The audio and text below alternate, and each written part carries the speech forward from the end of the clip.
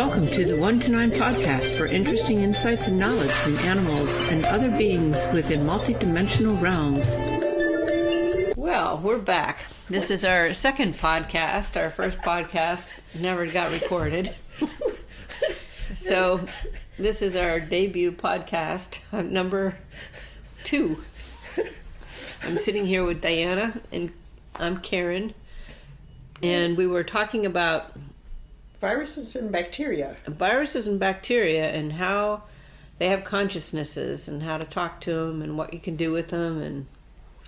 And Diana here has learned recently and taught me all about that aspect of them. Not all about it. Apparently, I had gotten some information from Mary Beth, who's an animal communicator.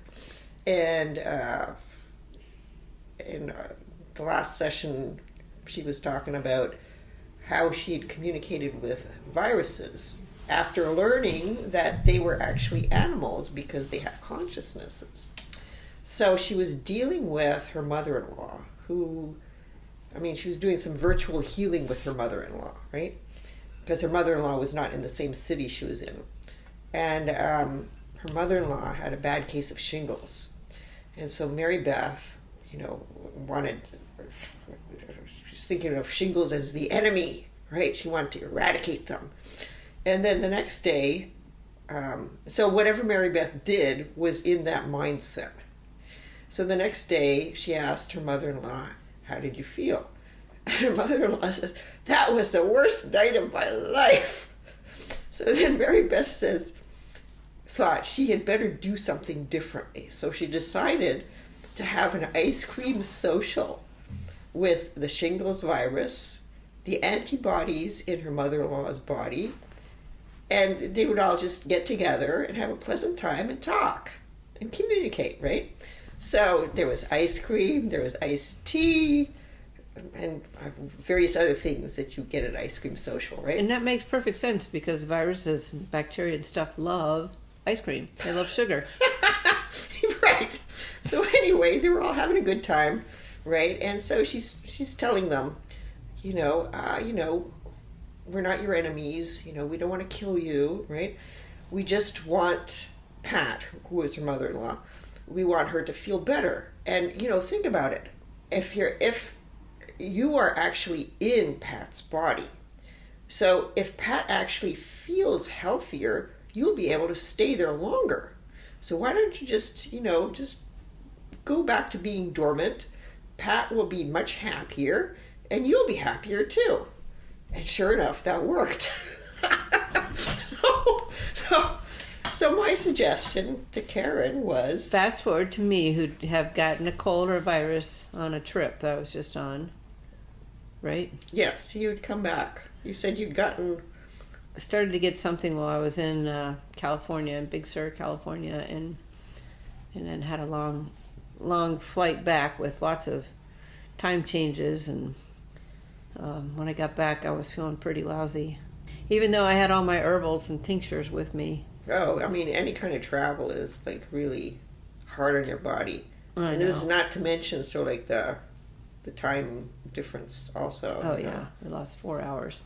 So and so of course I called Diana as soon as I landed. I said, "Diana, help." And so I thought about Mary Beth and the viruses. And so I suggested to Karin, why don't you just talk to the viruses and tell them, you're not trying to kill them.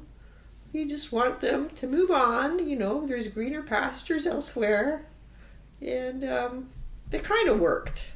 Yeah, it kind of worked. I think the viruses are moving on. I still have a lot of congestion, but I think was still pushing myself too hard. A little background on me. I've been kind of in and out of being sick all year, so I'm a little easily frustrated by anything coming my way. I normally don't get taken down so easily by a little tiny virus. However, just tonight, my lungs felt a lot more congested, and I said to Diana, they feel a lot more congested, and so let her tell you what she did.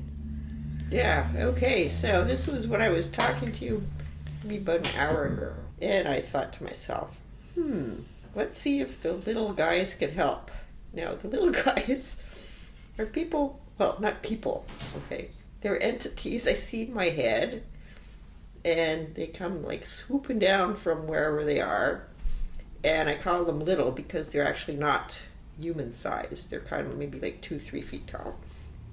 And basically, what I see is their heads, which are like flesh colored, and then everything else is just like a billowing white robe. And so I asked one of them to come down and help like vacuum up the stuff that's in Karen's lungs. And that was when I was talking to her on the phone earlier. And now, Diana has permission to work on me anytime she wants. I will say that. She doesn't just work on people randomly. No. Yeah, that's right.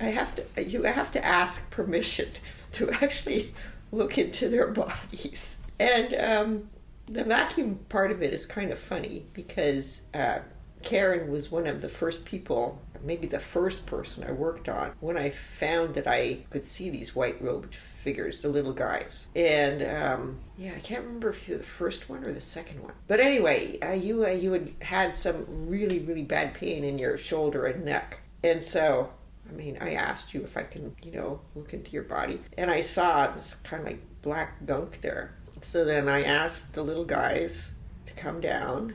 And I don't know, there were like 3 or 4 of them. And they came down and they looked at this and they had a vacuum cleaner with them, right?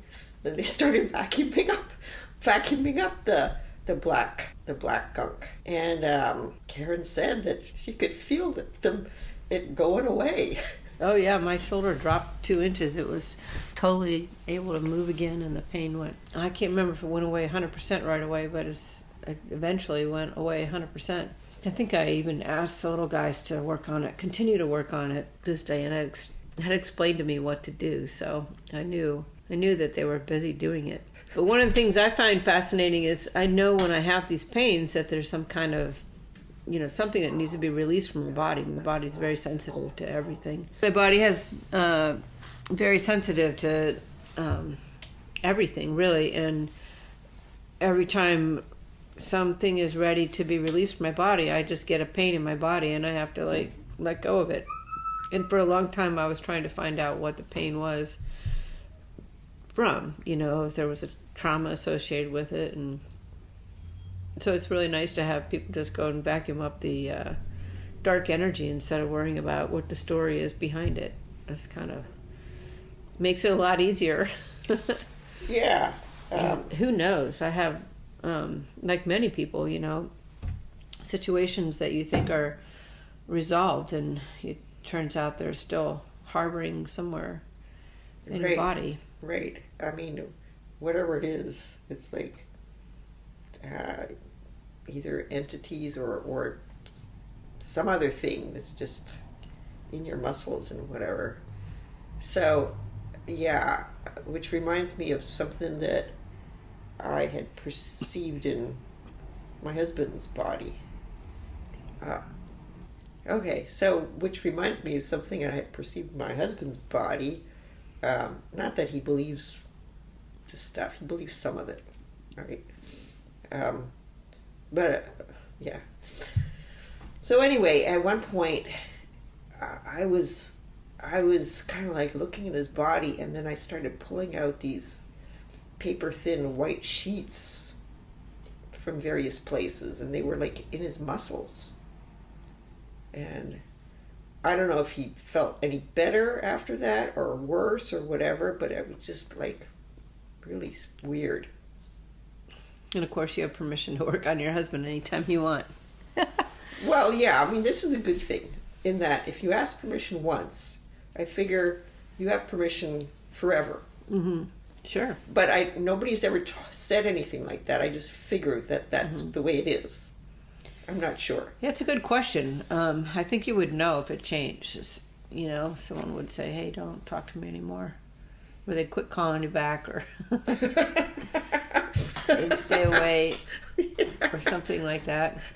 I think an energetic wall would come up at some point.